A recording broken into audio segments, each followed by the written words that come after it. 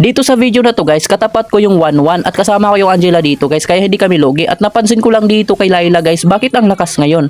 Siya nga pala guys, ako nga pala si Bisaya, plays ang marksman ng mga Bisaya. Siya nga pala, kung hindi ka pa naka-follow sa akin, mag-follow ka na idol, kasi ang mag-follow pogi. So dahil sa sobrang lakas nga namin dito guys, pati yung Expelencia ka mid lane nila dito guys, tumalaw na sa good lane kasi nga pinagtulungan na kami dito para lang mapiktusan kami. Muntikan pa si Zilong doon guys, pero yung Torre na lang yung kinuha namin dito. At dito napiktusan kami kasi grabe pinagtulungan kasi kami dito guys. Ayun lang, napagtulungan kami dito kasi sobrang lakas namin dito guys.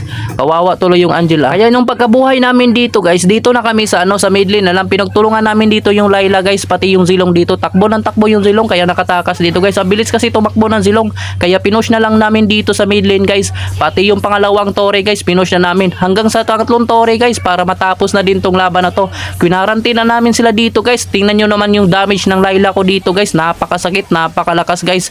Pag pag eto yung nakalaban yung Layla guys, naku guys, mag-surrender na talaga kayo guys. Tingnan nyo naman wala quarantine na yung kalaban guys, hindi na makalabas.